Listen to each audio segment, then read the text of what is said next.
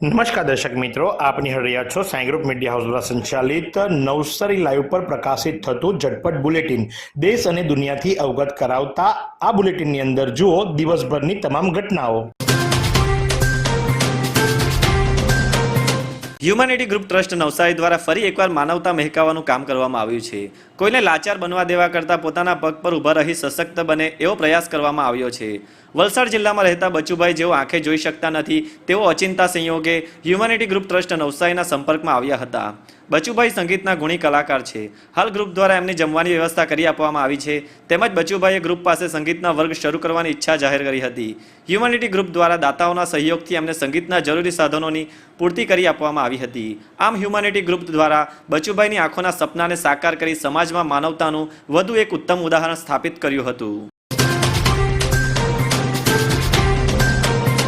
દેજગામ નિવૃત્ત શિક્ષકના ઘરે તસ્કરોએ નિશાનો બનાવી 1.47 લાખની ચોરી કરી ગયા।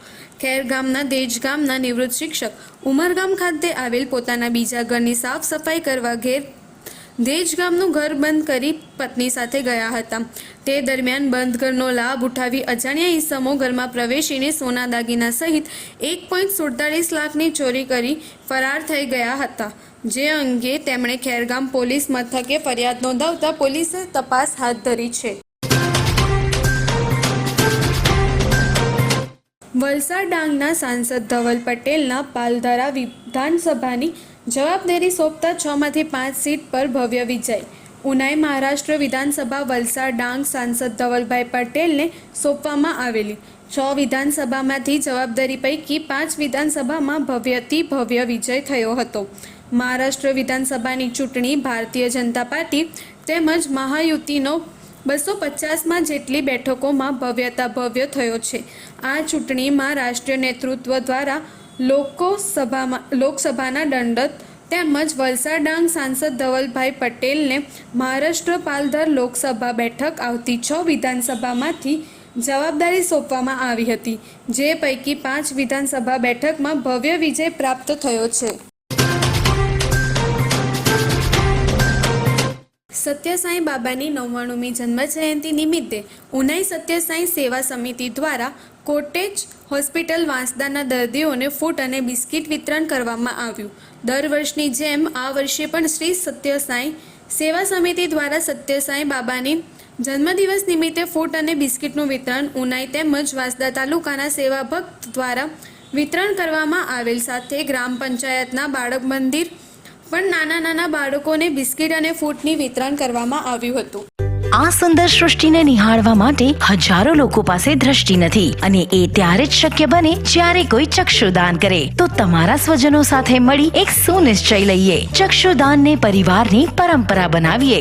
Visit Sant Punit Chakshu Bank, Rotary Eye Institute Navsari. Call 7069006329। રાષ્ટ્રીય ગ્રંથાલય સપ્તાહ ઉજવણી નિમિત્તે સરકારી તાલુકા પુસ્તકાલય વાંસદા દ્વારા ચિત્રકામ સ્પર્ધા યોજાઈ। પુસ્તક વાંચન અને પુસ્તકાલય પ્રત્યે લોકોના જાગૃતતા વધે એ માટે વર્ષ 1968થી સમગ્ર દેશમાં તારીખ 14થી 20 નવેમ્બર દરમિયાન રાષ્ટ્રીય ગ્રંથાલય સપ્તાહની ઉજવણી કરવામાં આવે છે, જેથી ગુજરાત રાજ્ય સરકારના રમતગમત યુવા અને સાંસ્કૃતિક પ્રવૃત્તિઓ વિભાગ હેઠળ કાર્યરત ગુજરાત રાજ્ય ગ્રંથાલય વિભાગ દ્વારા આ વર્ષ ગ્રંથાલય સપ્તાહ ઉજવણી રાજ્યના તમામ સરકારી ગ્રંથાલયમાં ગ્રંથાલય વિભાગ ગુજરાત રાજ્યના નિયામક ડૉક્ટર પંકજપુરી ગોસ્વામીના માર્ગદર્શન હેઠળ ધામધૂમપૂર્વક કરવામાં આવી રહી છે। હાઈવે ઓથોરિટીના ઉચ્ચ અધિકારીના ફટકાર બાદ રિપેરિંગ કામ શરૂ કરાયું। નવસારી જિલ્લામાંથી પસાર થતા નેશનલ હાઈવે 48 ઉપર ચીખલીથી નવસારી સુધી હાઈવે ઉપર ખાડાઓ અને ખાબડ રોડને લીધે કેટલાય નાના મોટા અકસ્માતો થયા છે અને કેટલા નિર્દોષ વ્યક્તિએ જીવ ગુમાવ્યો છે, તો કેટલાક લોકોને ગંભીર ઈજા પહોંચી હતી।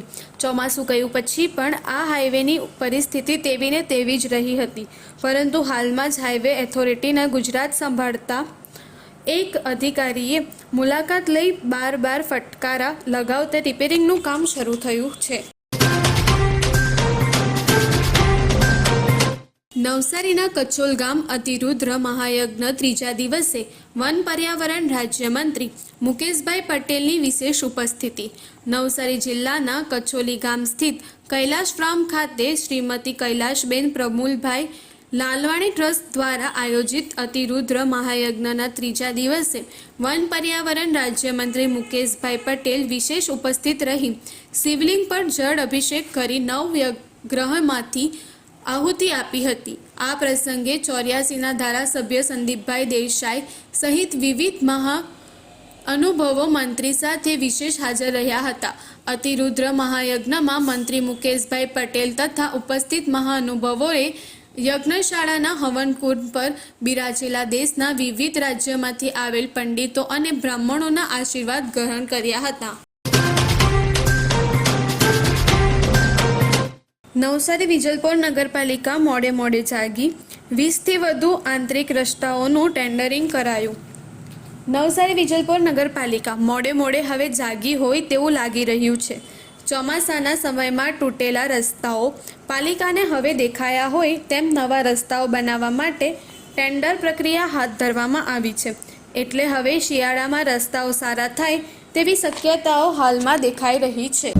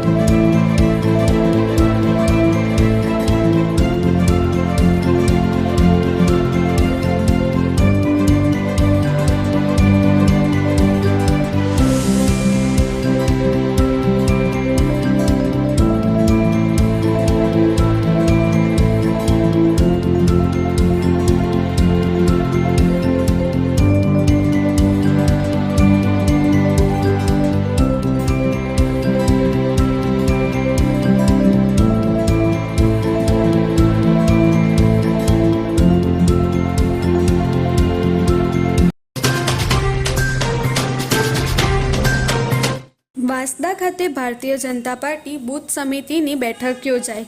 નવસારી જિલ્લાના ચૂંટણી અધિકારી, ખંભાત પૂર્વ ધારાસભ્ય અને કણવતીના પ્રભારી એવા સંજયભાઈ પટેલના અધ્યક્ષસ્થાને આ કાર્યક્રમ યોજાયો. વાંસદા તાલુકાના ટાઉન હોલ ખાતે ભારતીય જનતા પાર્ટીના બૂથ સમિતિ તથા મંડળની મીટિંગ સંજયભાઈ પટેલના અધ્યક્ષ સાથે યોજવામાં આવી હતી.